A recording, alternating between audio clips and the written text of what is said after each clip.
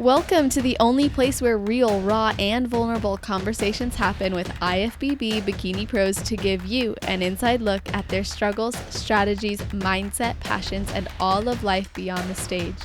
This podcast is made to inspire, motivate, and remind competitors and the average gym goer that even the most extreme lifestyles and elite athletes have their ups and downs. Thank you so much for tuning in today. I'm your host, Celeste Rains-Turk, and now it's time for the Confessions of a Bikini Pro podcast.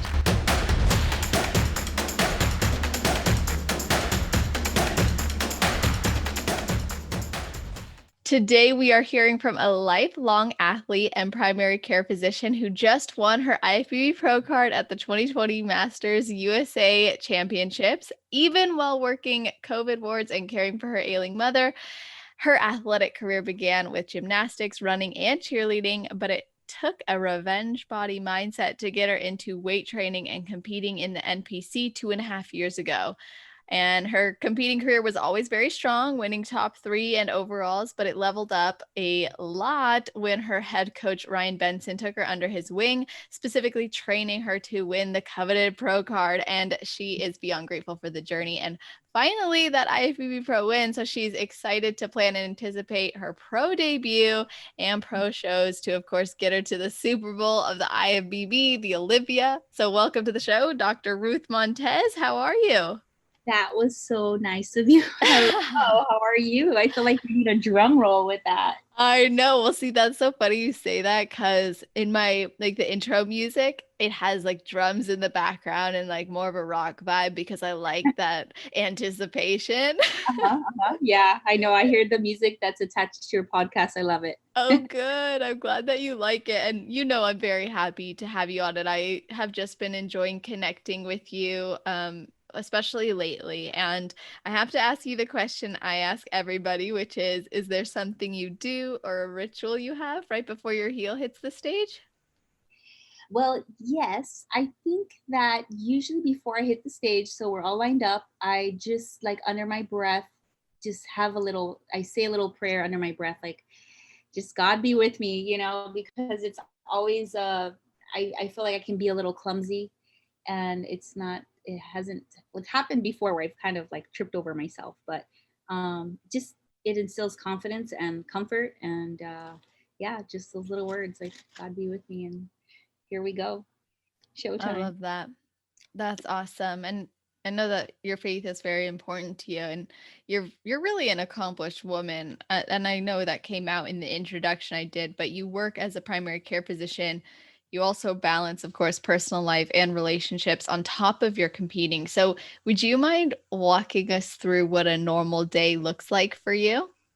If you want to call it normal.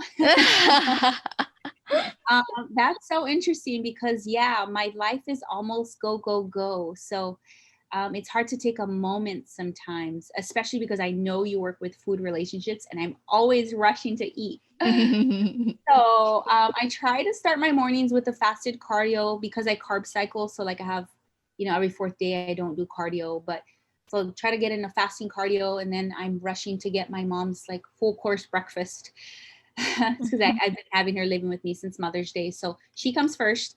And then I make something for me really quick. It's usually like spinach and egg whites and maybe some oatmeal with a scoop of almond butter or in this last show, only I only had whole foods, so almonds, full almonds.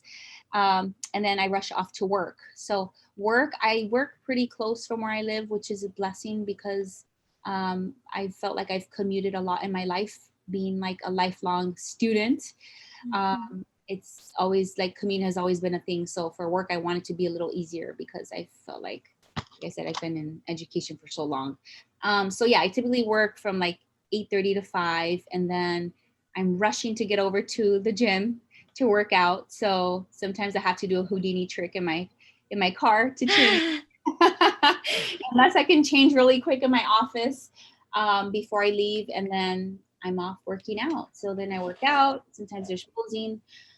Come home, rush home, and sometimes I have to stop by the market. But again, making dinner for my mom, and then myself, and then just winding down for the night. Usually I still have work after work. So I'm still doing like patient care kind of stuff with lab results and whatever messages like in the evening. So it's like I feel like I'm always working.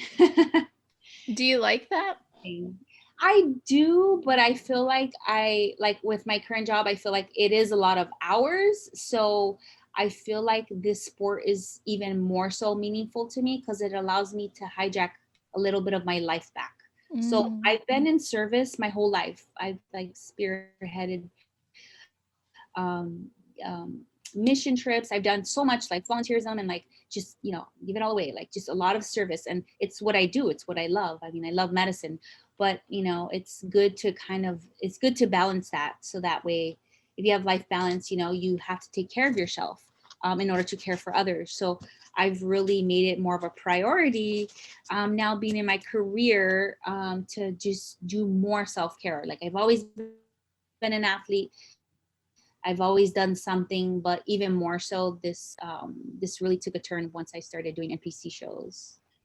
It's so interesting hearing you say that because that mindset is really powerful to say, this bodybuilding gives me a chance to invest that time and energy back in myself, care for myself so I can show up for others. But I want to take us all back to a time when you started bodybuilding and you had mentioned it was because of a revenge body, and it sounds like your why has really developed, or your driving motivation has evolved since then. So can you share a bit more about that evolution? Yes, absolutely. So my whole life, I was always, I've been an athlete my whole life. Like you said, I was a gymnast. I was a cross country runner. I've been a marathoner. I've run like at least 5. In fact, before one of my NPC shows, I ran a marathon. Wow, how close. Before the Governor's Cup, the weekend before, Oh my gosh, that's awesome. it was like March of 2019. So March of 2019, I did the LA Marathon, and then I did the Governor's Cup, and then the results were not what I expected because the October before I won 2 swords, but I know why, and it was a good life lesson. There's always a lesson to be taught in everything. What I did you realized I learn had to from really that? I really realized that I had to pick my sport. So I Mm. thought I can kind of do everything. I want to do triathlons, and it was just very fueling, and I felt like cardio. It's addicting. Like it feels good, but it wasn't quite like you do CrossFit, you do boot camp, any other sport like has a different type of like physique, I guess, and what you bring. And in bodybuilding, you're building a particular body shape that they look for and that you judged on. And I mean, imagine like running 26 miles and then like thinking you're not going to have some inflammation from that is crazy. Right, um, absolutely. I'm very big on soaking, so I didn't mention that. But when I come home from working out at the end of my night, after I take care of my mom and my patients and everyone, it's kind of like me again. So then, yeah, I that's another kind of ritual that I kind of like to do for myself is soak in some Epsom salt, just to help with the recovery piece. So just to kind of keep that lactic acid moving and make sure that I provide healing to my body, not just push it. Because if you push your body, it's gonna bite back. You can only be a Ferrari for so long. So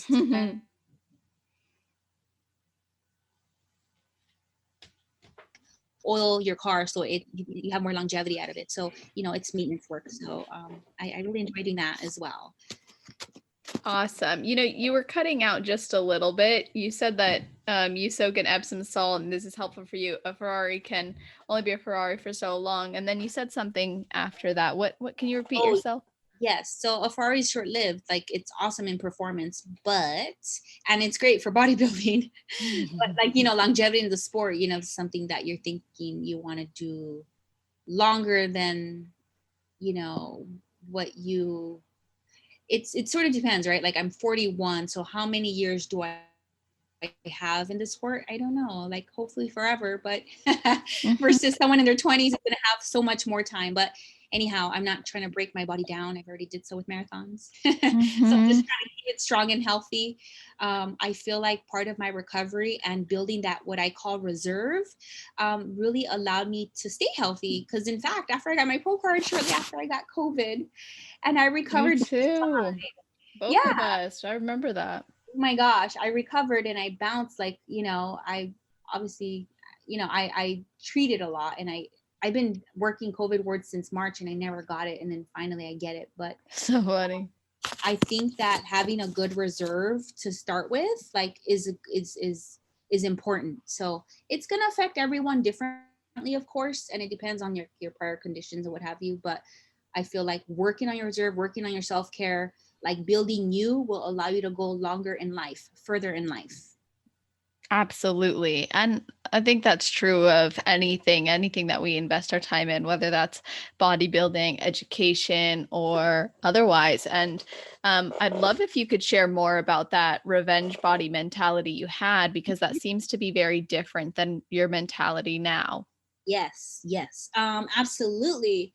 So, I've been a lifelong student. So it took a while to finish my bachelor's, and I did my master's, and then med school, and then residency. So just like education nonstop. Hmm. So different relationships throughout, and just not having the best of luck when it came to a good committed relationship, unfortunately. But what I thought was not good actually ended up being good, because my mindset after having been cheated on Hmm.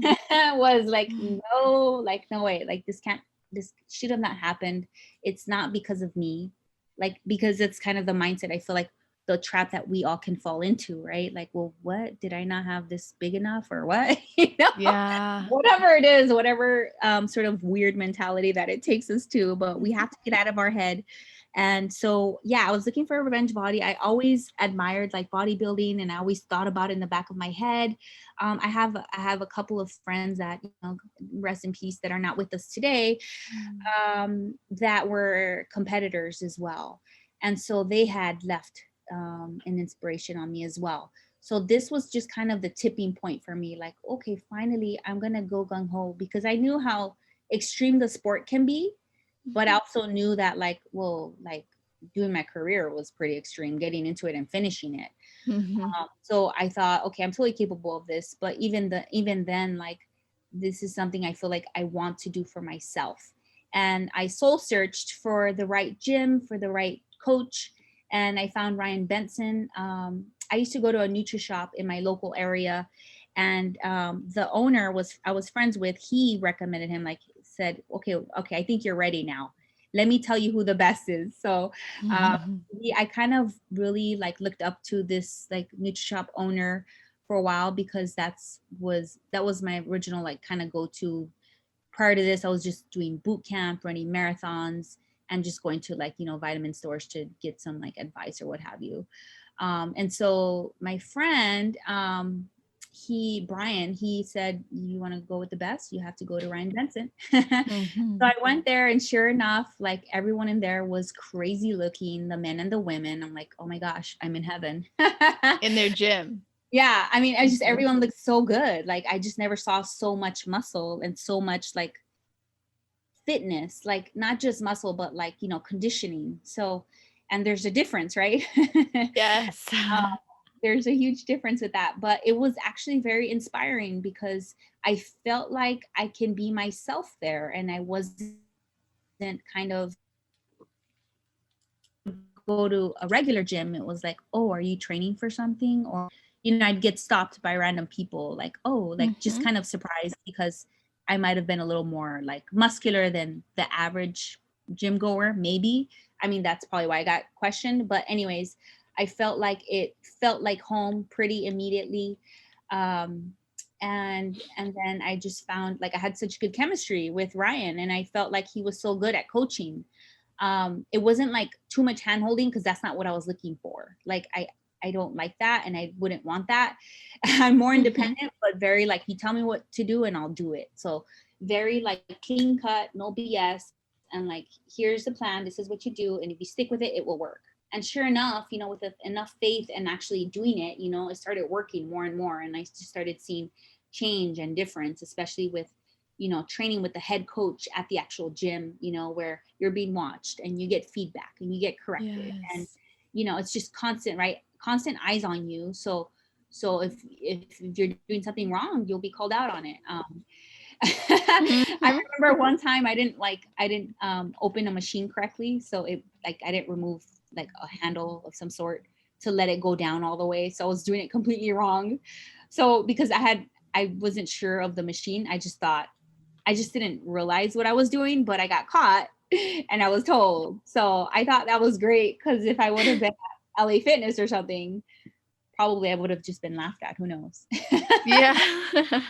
I think that's really cool. And, everything you just brought up is perfect because I wanted to cover all of it with you. And I think we'll start with the competing aspect because I definitely want to talk about your education as well, but you bring up your coach and you've been working with him for all these years. And it's actually crazy to think that had you not, trusted your friend and decided to work with him, you may not have met your fiance, boyfriend, soon to be fiance.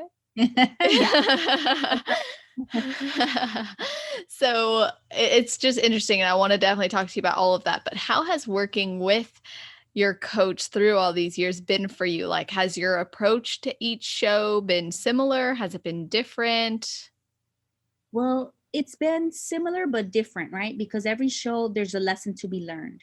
And there's always something new, some sort of new feedback or something that you may not have seen initially. Like, okay, this is a good point. This will get you here. Like every show I did well.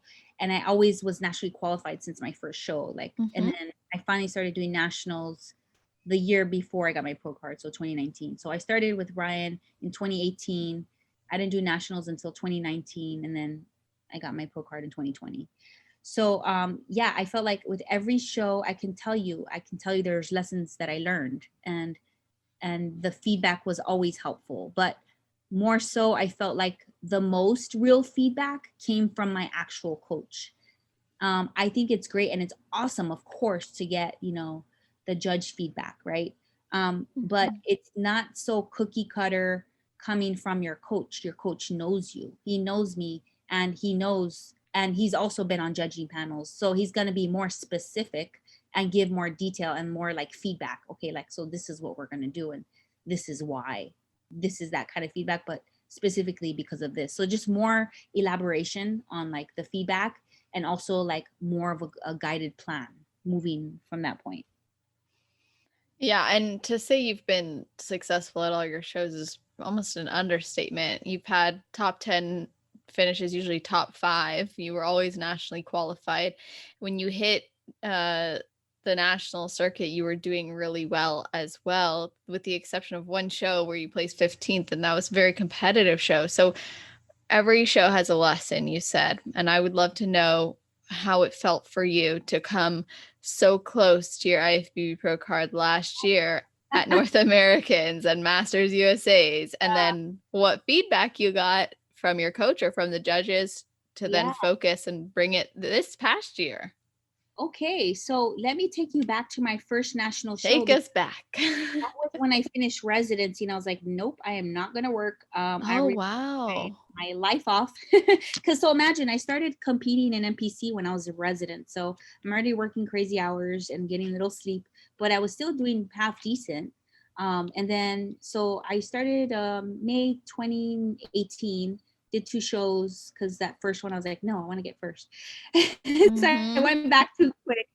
But I came back in October that year and I won my 2 swords. And that was like my birthday month. So I was stoked because I was in the middle of residency at that point. So it just gave me this ammunition to keep going. So I was still kind of doing boot camp on the side and marathons and training and commuting to from my job to my gym, which sometimes was 2 hours, but it's like I had to go to this gym. This is like my little temple, or Mm-hmm. this is where my people are. And I can feel myself and get the workout that I need and deserve and like want to give myself because I've worked so hard. Like I want to do this. So then, yeah, then I did the Governor's Cup that March of 2019. And after I'd done the marathon and that the results weren't as good, but still very good. And I know you mentioned that placing, but in the masters category, I've always been placing even higher. But Yes, it was it's a little amazing. yeah. And so August of 2019 was my first nationals at North Americans. I may have met you there. Um, Nope. no, okay. But but I was taking all this time. I was doing trail running. I was just sleeping. I was eating like complete 100% bodybuilder diet. Like there was no like messing around. And I was just like, I felt like I was really indulging in the life that I never got to. I was like, man, I can only imagine doing this full time. It's incredible. The people who have the time to do it. And of course, they're going to do well because this is like their full time job. So I got to experience what that would have been like, but in reality, like I have another full-time job. You know, Yeah. I have another Call of Duty that I've been, blessed with because it's definitely a calling. But yeah, so August of 2019, I never really heard back from the judges. I don't know what happened with that email, but I got the feedback from my coaches, and I think my posing has been notoriously off. um, I because and this is not the first time it happened where they moved me from the center to the side. So that show I got fifth, but I originally they pulled me out to the center. So I get it, like, and it's just a hard lesson learned, like, like to just hit their right angles and what they want. Doesn't matter how conditioned you are, it's the full package. And you have to check all these boxes, right? Like it's not just the conditioning, it's also the posing and the polish. So those are kind of like the three major categories that I think of. But yeah, I felt like I kind of hit more of a front angle, and but I still had work to do. I still had my work cut out for me. So, like I said, I didn't really get as much feedback besides my posing from that show. So then I took that to the NPC USA's last December, and I won 35 and 40, but I didn't win the overall. And they only gave one pro card, and she won both the classes. So that was a very close call, but I still left so happy because I felt like, man, I was so close. And I almost felt like not relieved, but like, I don't know if I would have been ready to start pro shows that year because I had a lot going on still with my career. So it ended up working out, but everyone's journey is going to be different for different reasons. And I'm just grateful because I learned more. So, I mean, I've always been an athlete, but I felt like my sportsmanship definitely improved with that show. Because I think in August, I had more of a blinder mentality where like, oh my gosh, I was just glazed, and one of the girls in line like brushed me, and like she kind of like messed up my tan. I was like I was trying to like stay nice, but Yeah.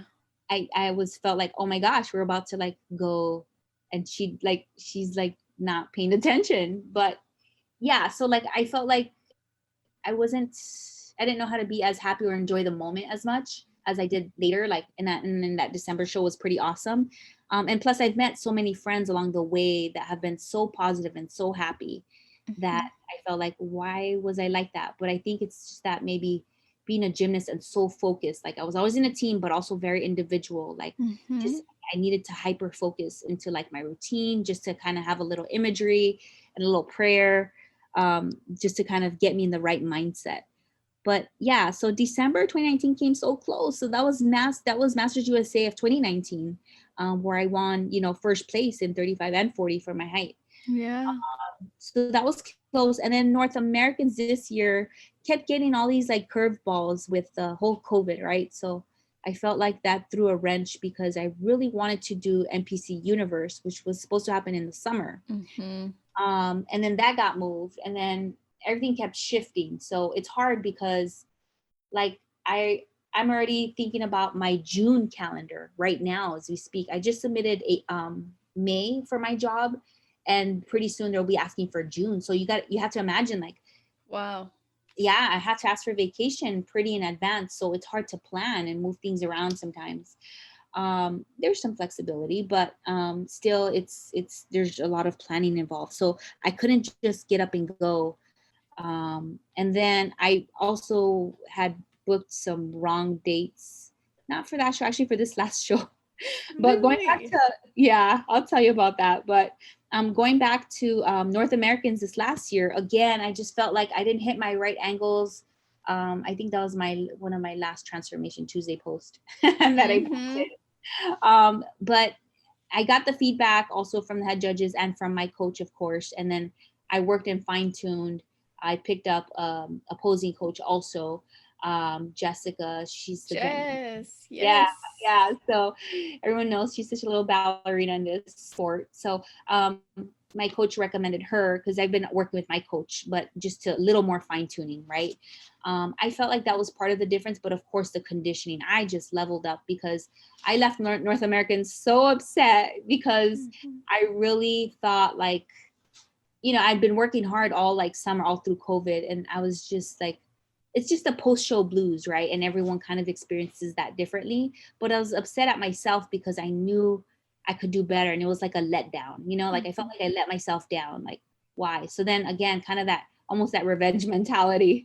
I Yeah. went into like for this next show, and there was something that my coach caught that I kind of didn't pay attention to.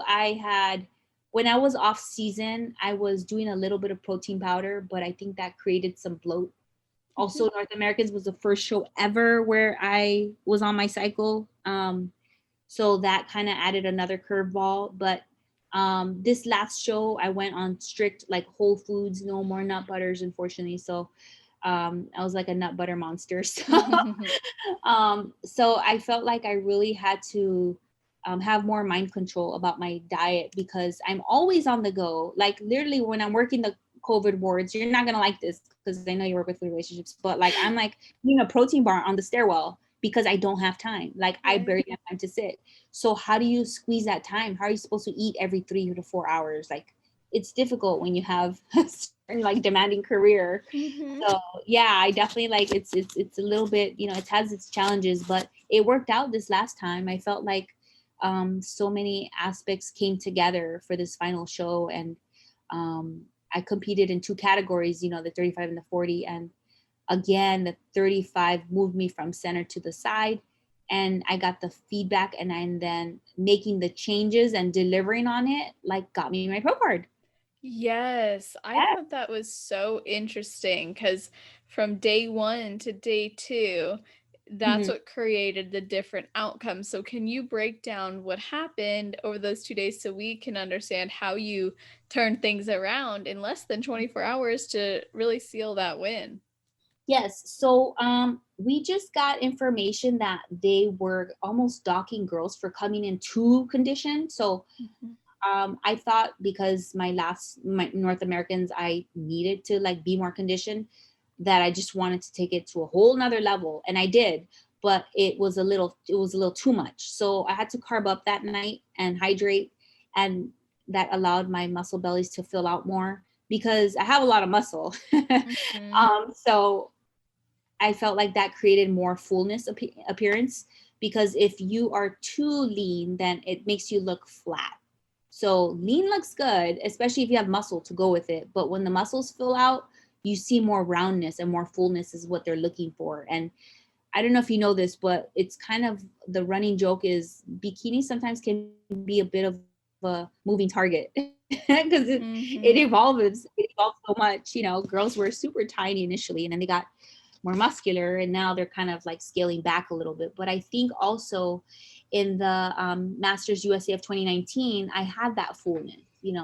But again, the feedback for that show, rest in peace Jana, was tighter glutes. Mhm. So I definitely did that, and that's always been a struggling point, because also that's another thing I worked on was my mind muscle connection with my glute ham tie-in, because I'm pretty quad dominant, Mhm. having been a runner and a gymnast. So working on that, like working this season to really focus on contracting the right muscle, in particular my glutes, and trying to like simmer down my quads.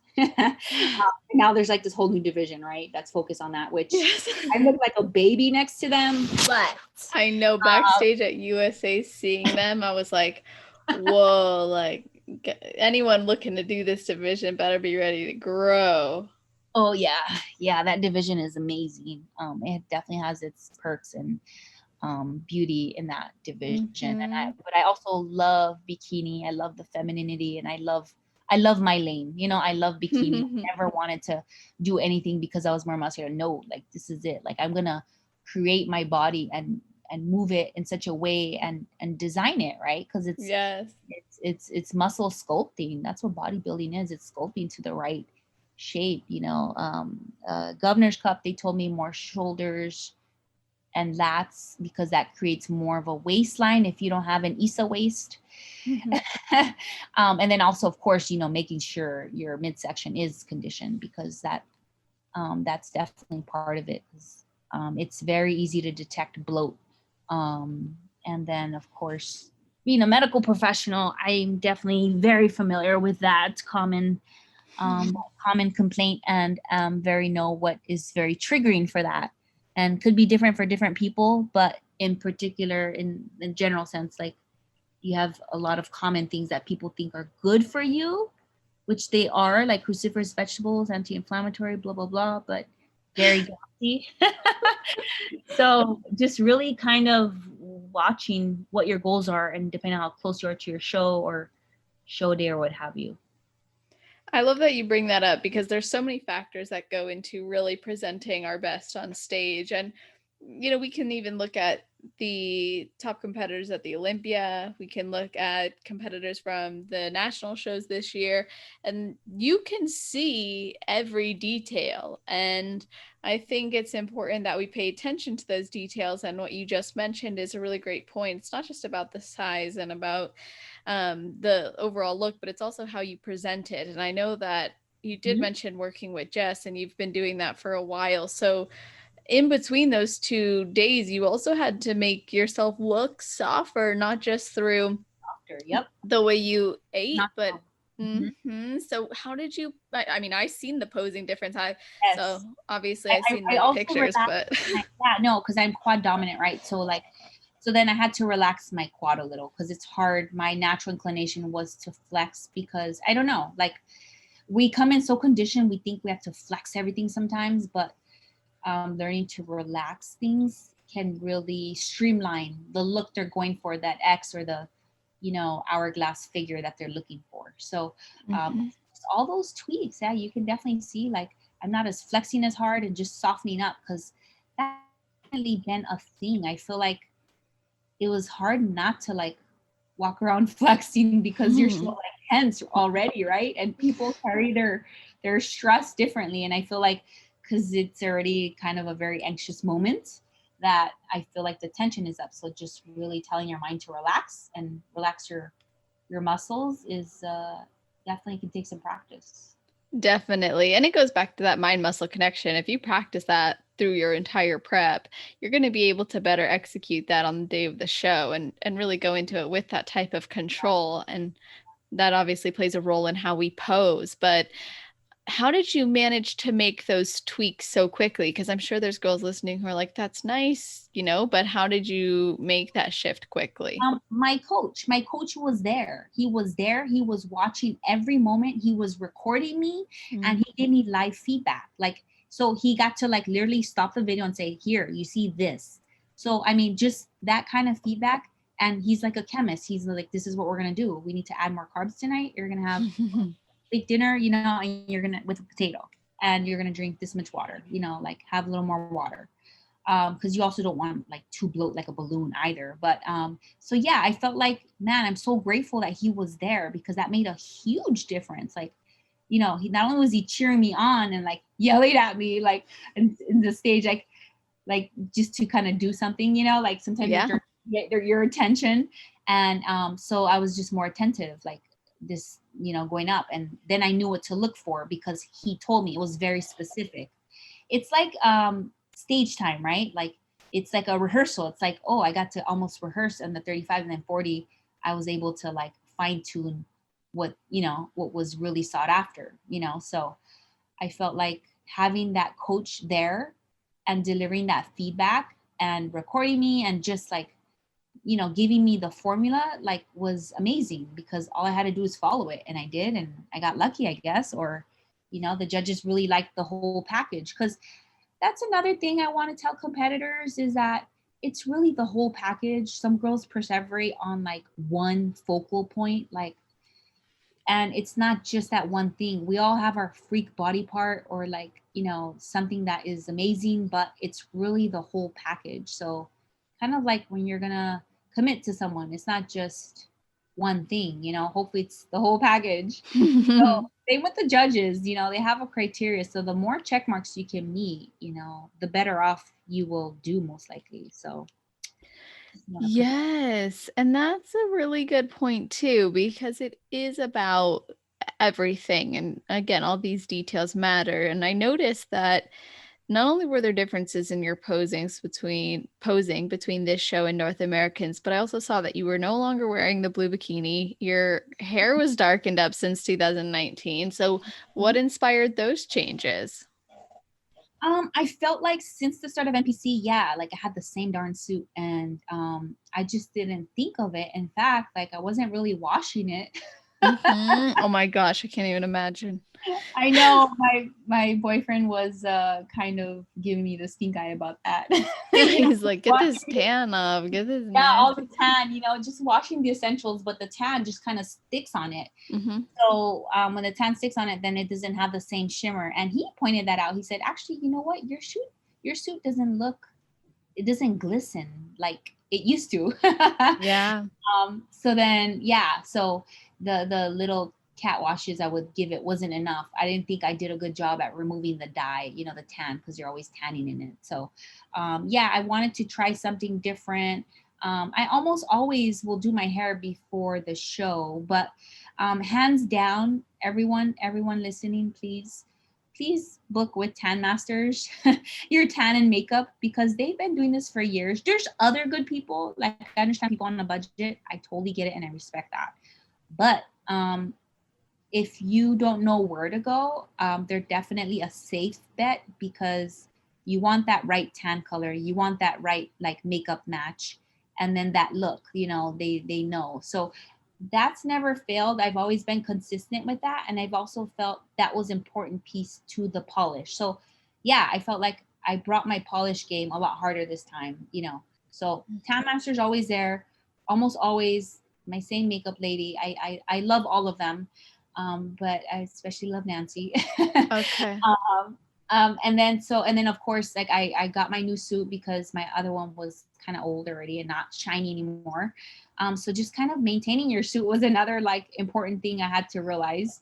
Mhm. And yeah, like your tan, like I felt like I had to go back for my second tan also, so I was a little darker also, and I think that helped. Yes, and I do want to just say to everybody listening as well, like if you most of the times Tan Masters is on the West Coast. If you are looking for an option, I partnered up with ProTan and you guys can get 20% off on that. Yeah, and that's a do-it-yourself kit and it's amazing and that's what I've been using personally and I was able to travel with it. And I will say too, like I used Tan Masters when I was doing muscle contest shows before, but yeah, I just wanted like a consistent color and do it myself. And I didn't want my suit being sprayed anymore. So, No, that um, that totally makes sense if you you trust know, yourself. I don't think I trust myself, but I heard your podcast and I did buy the DIY kit. Do it yourself. oh, I brought cool. it with me, the travel size, and I even my coach took my sponge because he was backstage Oh, and that's looking good. at me. I mean, he was always with me, so he was always eyeing me, and every like hour, like checking in, pretty much like just to make sure my body composition looks right, if I need more fluids or what have you. So I felt like that constant feedback was also important. But yeah, Yes. I used the exfoliator from the DIY kit. I ended up buying another one because Oh my I God, was it's so good. it's so good. Yeah. So that's another like thing. I'm always like, I feel like skincare is very important, and I've always been very placed an emphasis on that. Take care of your skin, because the tan can really make a difference. And I think having that DIY kit is super amazing, especially if you need to touch anything up, or you just want to do it entirely yourself. I don't know, you probably got really good with it, or how do you approach Yes. it, but I didn't know how. I just want to be spray tan, not think about it, and just focus Oh, on my show. absolutely. No, But I totally hear you on that. Like if there's an option to be sprayed by them, like Protan, I would definitely do that. And I think too, like finding the right color, not just in suit, but also in your tan and what looks right on your skin, and paying attention to that. And you said you were getting that constant feedback and you were able to go back and get another coat and make sure you were looking right. So that's important. Yeah, that was very important. You know, my coach was backstage telling me, hey, get off your feet, you know, if I was standing too long, or and then I had one pump up snack. It was a glorified what was that called? One of those things, the little toaster things. Pop tart. Pop-Tart? Yeah, but I'm such a dork. I went to Sprouts and I got the sort of glorified versions because I didn't want to eat like the simple sugars, but it's actually the simple sugars that make a really good pop. Yeah. I know, but again, I just sometimes I need to hear a little more explicit kind of information. I hear you on that. Yeah, it's a lesson learned. But for the most part, besides that, I mean, everything was pretty perfect with like, I couldn't be more grateful. Like my life is way too busy to have a micromanager as a coach, like during year round. Like I already see him every day at the gym, 5 days a week, 4 to 5 days a week, which is awesome. I feel like I'm blessed that I'm able to do that. But it is a priority because I'm able to put that priority in myself, just as I do with other people in my life, my patients, my mom. They're a huge priority, but I also realize I got to do it for myself too. I love that. I love that intention. And it has to. you really do. And like, I think that you just sharing that too allows people to see that bodybuilding really can add to your life and can support you in adding to others' lives. And I imagine that when you won your pro card, I mean, I watched the video, of course, and it was so cool to witness, and everybody was thrilled for you. I mean, everybody. And I saw Shalane and Jordan and Tarek up there just smiling for you. And so I would love to know what was being said or happening on Oh stage my in that gosh. moment. Can you give us the deets? Okay, so there's two things that were happening. Okay, one was me getting my pro card. That The other one happened? was Eric with his fly open. Oh my God, that's hilarious. So all the judges were laughing at him about that, but it was so funny. But I was in utter shock when I heard my name. Like I just was like, wait, what? Like it was just unbelievable and so magical and so amazing because I can in the background hear, my boyfriend and my coach. They're there, they're cheering me on and they're loud and it's like if everything shuts off for a second, like, wait, this is for real. This is really happening. And I had the biggest smile on my face because I realized it really is happening. We all have a little bit of self-doubt that can sneak in our brain, I feel like. And after the 35, kind of being moved and like, again, lessons learned, right? Like, just kind of like really trying to keep my chin up, like, it's okay, take a deep breath and focus on the next task at hand. You're going to have to deal with those emotions later because if you don't, you lose focus, right? So I felt like I wasn't sure like how I was going to do it and pull it off because how did I do it in one day? But it worked, the formula worked. And my coach had eyes that I didn't have. He has a judge's eye, he has a hawk eye, and he's very meticulous and attentive to detail. So he knew like what he needed to tweak because he had been watching me almost every hour, checking in, what was affecting my body and how. So I felt like that constant feedback, especially after having gone, and then the lessons that he taught me after, were super valuable because again, sometimes they're tough lessons learned, but having faith that, it's for a purpose and a reason, and just trusting your time is your time, will take you further. So don't focus on any sort of negativity, but rather take everything as a lesson and just propel forward. Yes, that is so important. I love how you said, there's not really any time to dwell on this. So let's improve, let's go back to the drawing board and make changes. And that paid off for you. But you did mention in the past a little bit of post-show blues. You also mentioned some self-doubt just now. You talked about that. So did you think you would go from those placings at North Americans to then the overall champion at USA's. Like, did you ever doubt yourself? Well, the USA's before I got 2 wins, right? 2 first place. So I was up for the pro card and I was right next to the winner. So I felt like I had the taste in my mouth. Like, wait, like, kind of, oh, I just missed the finish line. So it left me with that desire that's why I was like so like disappointed, because we're always trying to bring a better version of ourselves. Yeah. Doesn't matter who comes. Yeah, it does matter like who shows up. But at the end of the day, we're competing against ourselves and bringing our best package to date. So I felt like each time I went on stage, I was bringing a better package, but it's the overall package is not just one thing, like physically, Oh my but God. but again, there's many boxes to check. So not being a sore loser or like having, the post-show blues, but really trying to use that as ammunition rather, and just keep the sort of positive tack rather than the negative chatter. It's not like, oh, why didn't I win? That's very negative, Debbie Downer. Like, no, rather like, it's okay. This is what I need to do. I'm going to do this. And just that, that whole manifestation that is very much talked about, and I feel like has got me through my career and my faith and a lot of things. Because I've also, like, in the wards, when patients don't make it, I have to put those emotions on the side and deal with them later, because I have other tasks at hand and other lives to save. So I'm not unfamiliar with, isolating those emotions for the time being and coming back to them, because you still want to like address those emotions, Yes. but it's important to kind of always take whatever positive you can and run with it, because if you allow the negativity to rob you of your happiness, then it's kind of not a fun way to live. It's like being miserable or like sour, or that's not fun. Oh, absolutely. I mean, I've been in negative and down places in my life.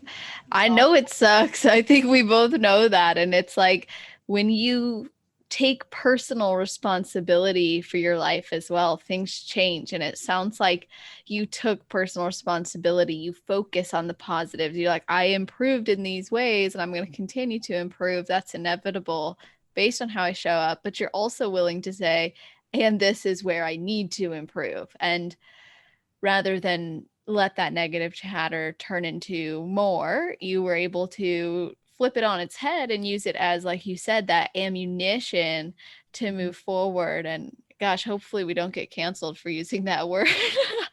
but but use it as ammunition to then move forward and really take the spot you were going for. And when you were talking about that, I immediately thought about the other women who were on the stage. And you were once the woman next to the pro card winner. How did you feel then when it was yours? Like, did you feel any sort of emotion even towards them at all? not like until after I looked at the pictures, because I was like basking in the moment. Like Of course. it's kind of like everything turned off, and in my mind, I can just hear like the applause, like, like it's just like it's like a TV show or something like that. Tunnel vision. Everything's in that one present moment. Yeah, tunnel vision. But I thought it was a tough show, because I thought everyone brought a really good package, and I wasn't trying to look at them to see what I'm up against, because that's not where my focus needed to be. And I felt like in the past, yes, I've done that, and I feel like, yeah, I want to applaud them and it's great for the sportsmanship, but I felt like I needed to tunnel vision a little. So again, like I said, in North Americans, my first North Americans, I was tunnel vision, but I was like, don't talk to me, kind of. Yeah. Like not looking at people, making eye contact. And then it became to like, oh my gosh, let's dance, on our way to the stage, right? Like super like chatty with everyone. To then like, yes, I was taking pictures and like talking to people in the lineup. But once my heel hit the stage, it's me and God and like the stage, like, God, take me through this, because I'm a big believer in prayer, which is different from meditation. But for me, it's like, I like to kind of focus and think, not just have the absence of anything, but think about what I'm doing and have that imagery. winning and going through the routine, like just hearing my coach in my mind, like, don't, do this, don't forget this, your hip, your glute, your twist, your lats, all that, like just all the Mhm. little pieces, like I can hear it. So not that I'm like trying to overthink it, but like it eventually is automated, right? Like you think Exactly. enough and it becomes automated and you're not really thinking about it, but still like hearing them in your mind is a reminder, like, oh, I can hear Ryan talking to me. Like I have God with me, but like Ryan's out there in the stage and like I'm not gonna let anyone down. I want to make myself proud. I want to make my coach proud, my boyfriend proud, my mom proud, everyone proud. And I guess I did.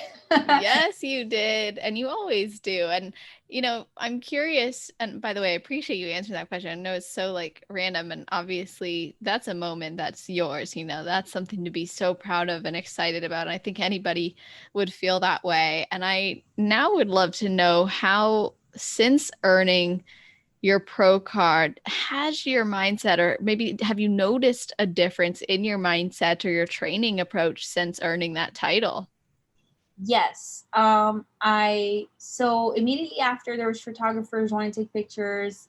I had a shoot with Brett Seeley. I absolutely love him. And also a Muscle Insider. Yeah, your photos are amazing. Thank you so much. But it was Mhm. like so amazing to capture that because I love the whole prep, but especially the stage day. It's like that one day where you can be glamorized. And I'm always in like scrubs or like a white coat, and like I'm not focused on my beauty on a daily because my sort of the whole makeup and being girly, because of my time crunch and where my focus is. It's hard to do that, and there's people who do it, but my time is so limited. Mhm. Because I'm always running from one thing to the next, and it's kind of hard to be able to do all that. But I loved it. It was just such a fun moment. But I felt a little more relaxed. Like my coach said, you can relax a little. I went and had an amazing meal with my boyfriend, Brock. If you're listening, I love you. He took me to my favorite steakhouse, Fleming's. We had these amazing filet mignon. And what else did we have with that? I think I really wanted a potato because they have such good potatoes, and I don't. Usually, a potato's not a part of my like regular kind of carbs. I'm usually choosing oatmeal, but like it's so good there, and like I don't know. I just really wanted a potato. Um, That's hilarious. Didn't you have a potato the night before you? I did, and I wanted more. The night before, we went to Outback, I think, yeah. And then the night of the win, we went to Fleming's. That's hilarious. Like we started out at Outback. We, started from the bottom now. Outback to Fleming's. I love a good fillet. And it was just a way to celebrate. It's just traditional to have like a fillet after, for me at least, after every show, no matter where I placed. To celebrate Wow, the moment. that's cool. Yeah, it's a celebratory moment because I think we all work so hard to get there, and it's not a complete cheat. If anything, filet is still pretty lean. And potato, it's a good carb source. But I did have some chocolate lava cake, Mm. which I didn't have the night before. That was a That's difference. not the trick. I know. No, no. I'm already like, so I would never do, I know some girls do wine. I'm already very vascular, and it's just genetic. Like I've done a lot of trail runs. I've summited to high mountains and high peaks. Oh So yeah. I've always been very vascular. So that's the last thing I want is the wine before a show, because that's not what I'm trying to bring for a bikini. Yeah. Not that I mind. I'm always getting attacked by nurses wanting to like stick a line in me, but um, but yeah, no, I finally got to enjoy a little wine, a little bit of a cake afterwards, and yeah, those moments are not often, but they're definitely worthwhile the moment, because it's a splurge. It really is. It's like you don't need more than a few bites to taste it, but I'm not just gonna have a few bites. So that's there's so much I want to go from here with, but I really want to hear just more about your relationship, because you do give a lot of love and gratitude to the people around you, and one of those people is Brock, and he supported you at every show, and he's actually your coach's brother. So I want to know how this relationship unfolded and maybe how it's since impacted the relationship you have with your coach. Yeah. So completely different and separate. Like they're two completely different people. Um, in fact, my boyfriend lives about 45 minutes away, and is never at that gym, you know? Mhm. But so yeah, they're complete two different people. But yeah, somebody thought we should meet. And sure enough, we met and we hit it off. He was at my first show, and we just started talking from that point on. But Wow. yeah, and then from every show, like we were talking like every day. I was in residency. I'm like trying to work out, and he was always so encouraging and so supportive, because he's always been a bodybuilder. He used to compete back, he's classic um, bodybuilding, so compete for many years and did very well. But he took a break for a while, and so he loves the sport.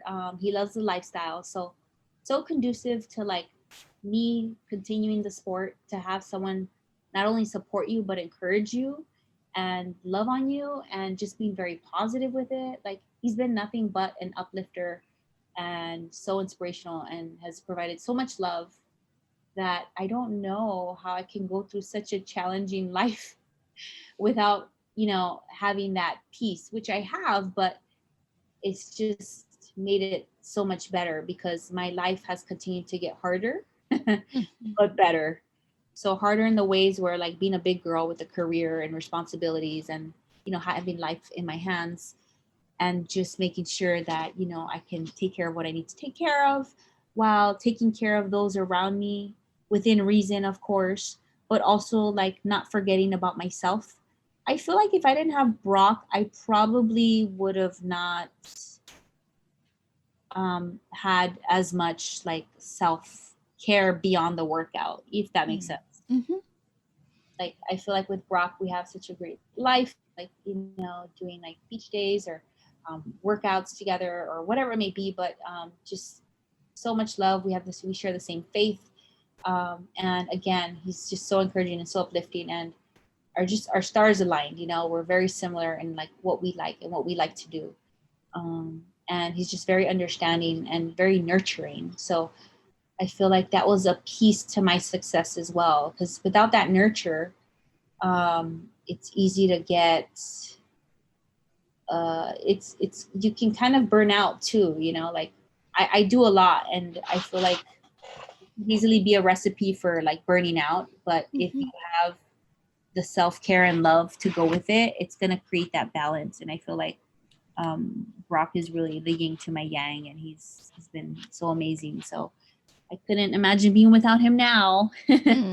That's awesome. And I love it because you guys met through a intense time of your life too, and then an exciting one. But you've brought up how you obviously went to school while going after your pro card and competing in general.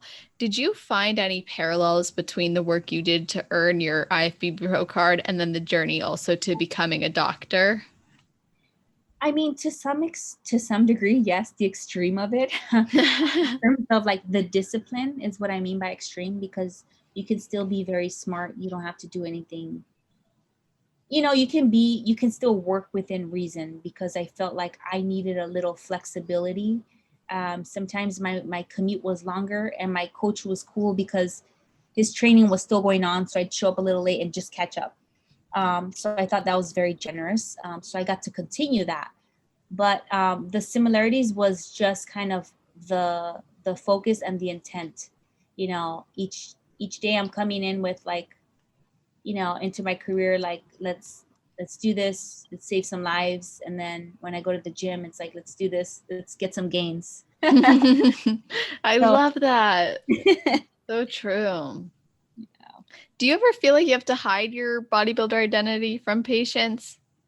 to some degree, it's a little bit of a divide, just because um, I'm there. Like when I'm helping my patients, I want to focus on them, not on me. Like if they Mhm. bring it up and it's been brought up before, it's okay. I'll acknowledge it because it should be. And it's me. But also like it's a business, right? So the transaction that's happening should be about them, not about me. So um, just that. And then like, obviously medicine can be a pretty like conservative field. And then, the bikini division of like NPC has always been kind of brought into that question, right? Like, oh, Mhm. so sensual, like damn right it's sensual.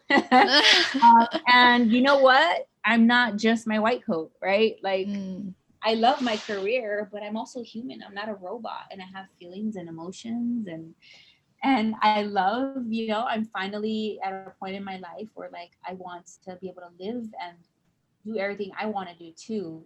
Career aside, I have my 8 to 5 career, and then hey, then I got to turn me on. Yeah, I love that. And of course, being a professional in medicine, what is your perspective on the health of bodybuilding and how women can prioritize their health through preps and improvement seasons? That is an excellent question because Thank I feel you. like I am living proof of it. I would agree. um, I think it's totally doable. I did have one girl, figure girl, who became my patient and had asked me some questions about hormonal health. So I'm a general medicine doctor and I'm not an endocrinologist, but I have more of the basic understanding of it. But I feel like you can totally be safe and smart with the sport without hurting yourself or doing anything silly because someone told you to do it. Like Mm, you also have to have a good head on your shoulder and not hurt yourself because you're trying to get that extra gain. Like whatever you decide to do, whatever supplements, because I've heard it all. You have to really think about what is your long-term goal in terms of like fertility or um, the potential side effects you can get from certain supplementation. um, but so like what risk are you willing to take? I know I'm not, like I know mhm. what I need to do, and I feel like the formula I've been able to bring has worked. And in part, I'm not going to lie, there's a genetic component that can be favorable, but it's also not an excuse. So just because it may be harder for you to put on muscle doesn't mean you can't. It just might take a little longer. Or if you wanted to do something to get there sooner, you got to understand the risks. So definitely talk to your doctor if you have, especially if you have like a pre-existing condition, because you want to know what you're getting yourself into. And if someone is telling you to take something without explaining that, then you might want to question that. I really appreciate you being open about that because I think that's an important lesson that needs to be heard and shared because in some aspects of the community it's talked about super openly as though it's no big deal, there's no consequences, don't stress it, it's normal, it's normal, it's normal. But in reality there's so much more that goes into it, and that decision can be very personal for someone, and I think it's great that you opened up about that. Now you yourself have really, it seems like you've made the decision on what your best move is for that. And um I want to know from your perspective and experience, like what is it that you've done to capitalize on your health, but also on the improvements you needed to make? Mhm. Yeah, so I also have like an extra certification in integrative medicine. Hmm. So I'm all about holistic health, not only being a family medicine doctor, like holistic is part of the definition of family medicine, Right. but also integrative medicine. So I have, I have some studying in terms of like how to best like decrease inflammation, right? Anti-inflammatory diet. And I'm always preaching weight and health and exercise to my patients. I don't think anyone ever gets out of my office room without me speaking about their BMI, which in the clinic setting, that's what we use, which is very different from the gym. But Hmm. it feels like an important like topic to approach. So, then there comes digestive health. So because I have this scientific medical background, yeah, I feel like I have that advantage to where like, yeah, I know what's good for me and I know what's gonna feel good in terms of what food I eat and what isn't. And or my preferences, right? Like some people really like fast carbs, white rice, because it gets in quicker. And I really like the texture of brown rice. So I would rather have brown rice, but even better, I found that I'm better with oatmeal. But to get to your question was, I feel like you don't have to do anything crazy. I guess it really depends where you're at. I think being a lifelong athlete has created density, like development. So if you're just competing for the first time and you don't have much muscle, it might take a little more time unless you start doing other supplementation, anabolics in particular, Mhm. which I don't. I'm I might stay reserved on that just because Of I course. don't. I think people should check in with themselves and really like look into side effects and voice changes and general differences, just to know what risks you're willing to take. Um, and if you have any questions, then definitely hit me up. But probably talk to your doctor first because they know you in and out much better. But yeah, I feel like you don't have to push that envelope unless this is something that you're just, I don't know, it's a very personal decision, and people get I've seen people can get zealous in the sport. So just checking in with yourself and making sure that whatever you do doesn't hurt yourself, or that it is something that is like monitored so that you don't have any adverse outcomes. So in the divisions above us, it's hard to get away with not doing certain supplementation to get the look on the Olympia stage that Mr. Olympia has, right? So but of course I imagine he has his doctor and his lab panels and what have you, and so like they're doing the best they can for the sport. He's definitely the Ferrari. They look so amazing. So again, it depends on your end goal and what risks you're willing to take. So I always think it's a very personal decision. I just think it should be an informed decision. So I like my patients, for example, to always know why I promote a vaccine, but at the end of the day, it's up to them to make the decision. Definitely. I love that you're even, broaching this subject with us in the way that you are as well. And this leads me to a question that maybe is controversial. Maybe you've already covered it, but is there anything that you personally wish you could change about the bikini division or about bodybuilding in general? Change? No, I feel like it has its natural evolution and I want to embrace it for what it is. I feel like, the judges know what they're doing. I love the NPC and IFBB because it's allowed us to create a community where we can just have this camaraderie and we can relate to one another and look our best and feel our best and just enjoy the sport. Because if we didn't have it, if we didn't have the community, we wouldn't have the sport. So I feel like there's something to be said about just allowing the natural evolution of things. I I wouldn't like put anything or anyone down. Like whatever people want to do to get to where they want to get to, it's a very personal decision. I just would want to make sure that they check in with themselves, like like kind of like emotionally, spiritually, like your mind, body, soul. It's not Life is not just we're not just engines and motors, but like just make sure you're mentally okay with the decisions you're making, and that you don't have any conflict in your mind about it.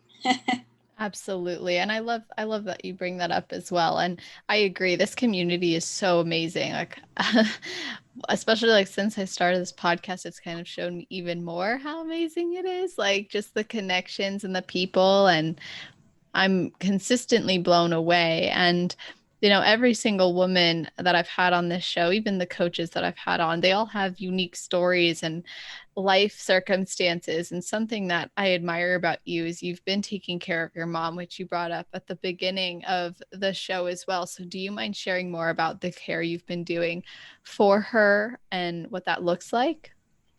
Absolutely not. Of course, I would love to share. Mhm.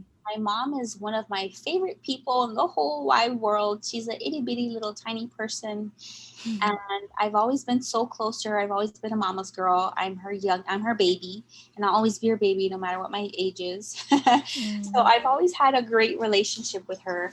Um, and she's had some medical conditions that have taken a turn, and because of my background, I felt like I've had an advantage to really making sure I can give her her best possible life, because it's just been a difficult sort of evolution of conditions that she's had to go through. So I took her in, I moved her in with me on Mother's Day, and I've been able to rehabilitate her, bring her weight up by like almost 10 pounds with like amazing organic nutritious eating, and just physically rehabilitate her with Tai Chi, and just making sure that love and massages and just as much attention as she can get, um, while I still have it in me, because I do it for random strangers, you know, like when I'm on doctor mode, I want to give the best care because I don't know how else to be. Like, it's my career, it's what I chose. Like,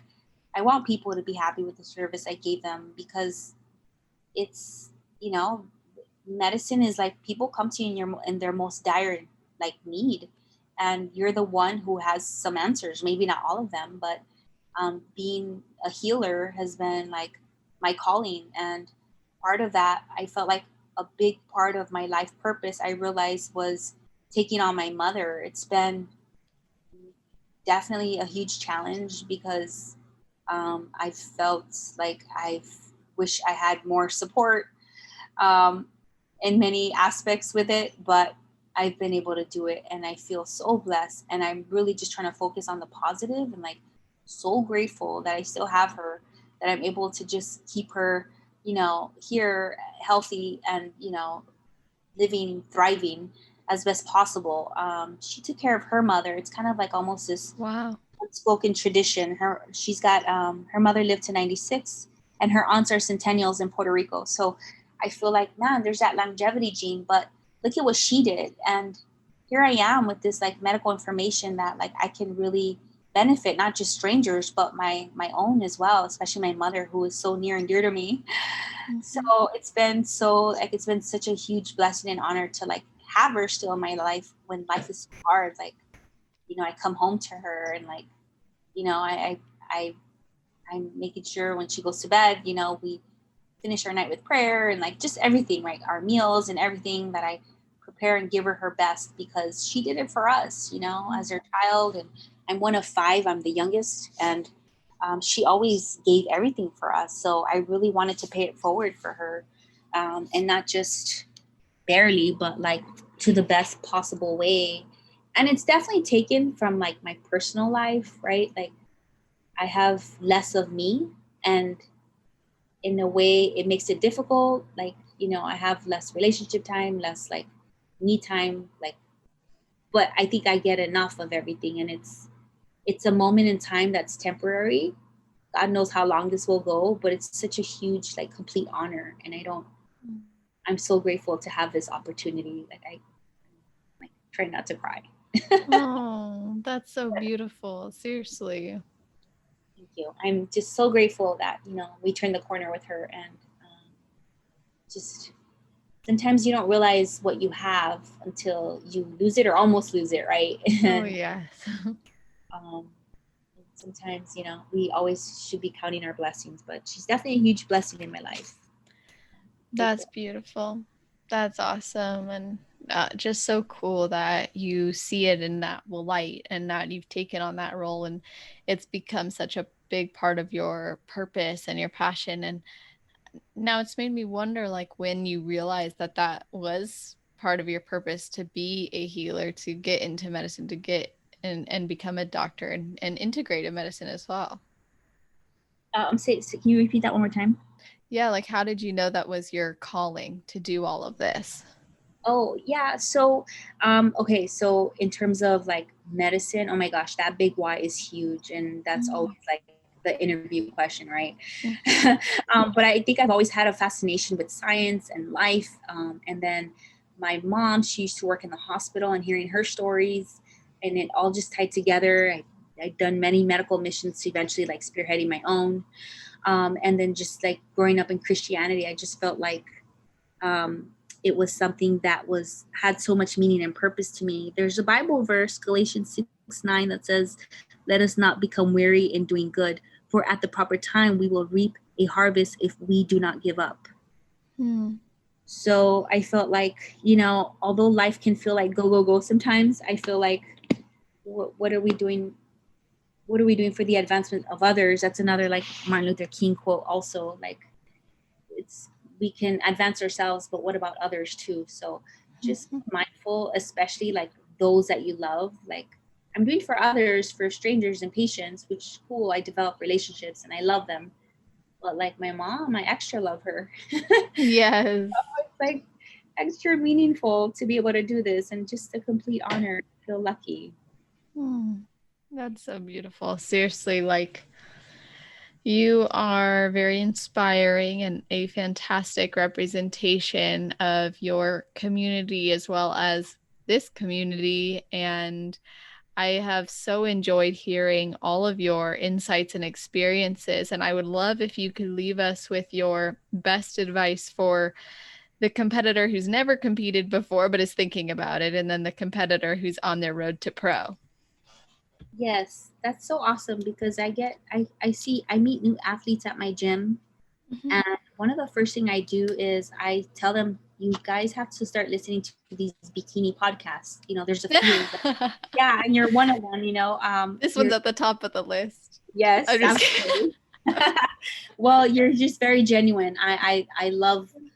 There's so many good ones, but it's good because you really provide the community and like the framework and just getting to know and the sport a little more. Like you provide that by interviewing these pros who have live the life already. So like not just learning on your own, but learning from others is very prudent. So I feel like you provide that. So having that community, I have to give a shout out to my friend Kate because she's also shown me sportsmanship. She's a pathology resident, and I absolutely love her because since day one, since I met her, she's been so inspiring, so like motivational in her Instagram and on everything. So I feel like finding people that you connect with is also like really meaningful. So her and I connect through medicine and Shalan as well. Um, Love so her. I know, and it just it when you have it's like being relatable, right? So I feel like that's such an awesome opportunity when you can find the community. Pam with her pancakes, she's such a sweetheart too. Like so many cool people in the industry that I've met, that I've created friends, even though it's like mostly through social media, but still like some of us don't have a ton of time, so it's still such a great opportunity to connect and listen and tune in to the lifestyle. So you can really tune in with your podcast, with finding that community. So people that are doing, that are starting NPC, I feel like finding that community is a great start because you don't have to recreate the wheel. You can really learn from others, from people that's already been in it for a while. Yes. Oof, I love that. I think that is the key right there. It's also knowing there is a community, which means you're not in this alone. And there's plenty of people out here who are not just willing to share their story, but help you in developing yours and creating yours. Now, do you have any particular advice for, and maybe that was the advice as well, but any separate advice for someone who's on their road to pro? Yes, for Road to Pro, oh my gosh, really, really, really try not to let yourself get beat down if you didn't win your pro card at that national show. There's always the next. And your time will come if you stick with it. Don't give up because each time you get better, and you know you do. You know you're listening to me out there. We've all been there. And if you stick with it, you're enjoying the road anyways. So um, focus on the positive, take the positive and take the feedback as an opportunity for growth because part of the sport is so much growth, internal growth, not just external, but also internal spiritual growth, right? Like you're really finding ways to change not only your outer appearance, but your mindset. I really think it creates a mindset of determination, um, I feel like so many people can get there.